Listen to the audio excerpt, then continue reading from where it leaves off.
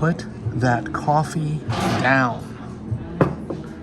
Coffee is for closers. Glengarry Glen Ross. What can we say about this film that hasn't already been said? It's one of David Mamet's most accomplished pieces of writing, and beautifully brought to film by, I believe, James Foley, the director. And it's a terrific adaptation with an all-star cast. And of course, this is the Shout Select Collector's Edition, which has this nice slipcase with the brass balls that Alec Baldwin so famously presented when he was reaming out the salesman in that classic scene. And of course, this is the disc art here, same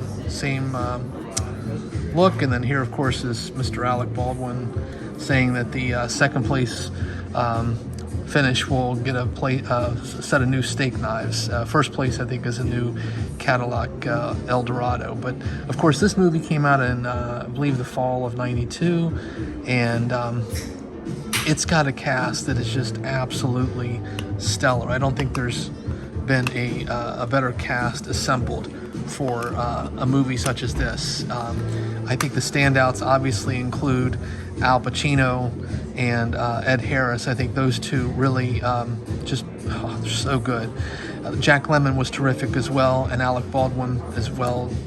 But then I want to also give a very strong honorable mention to, goodness gracious, the Jonathan Pryce.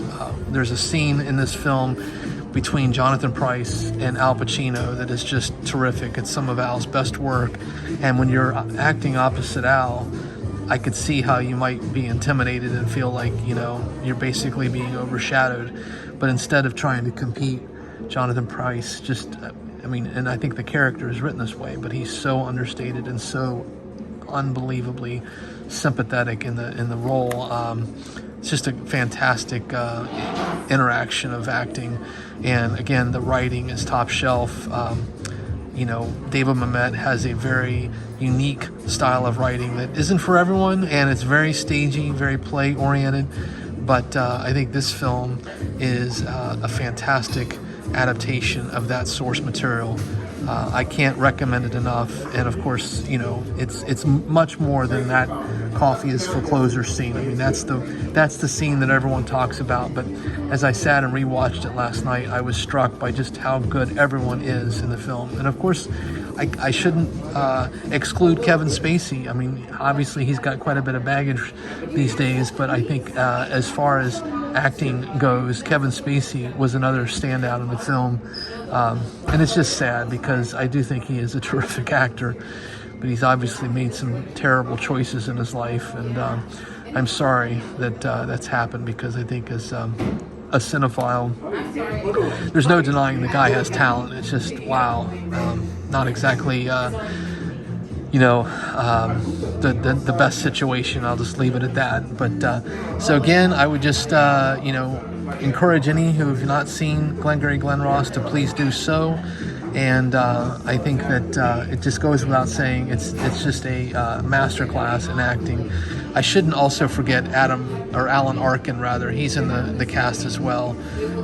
There really is just, if you had to name one film that is just a masterclass in acting, I think that this movie would be an excellent choice in that. And it's a great representation of how acting and dialogue can make a film incredibly exciting to watch. It doesn't need to have tons of special effects and what have you. I would argue this film is every bit as exciting as any Marvel movie or anything of the sort. It's just it's more of an intellectual piece, and terrific at that. So on that note, until the next time, oh, and happy Groundhog Day. I think I'm going to review Groundhog Day tomorrow, so long as we get to February 3rd. Take care, everyone.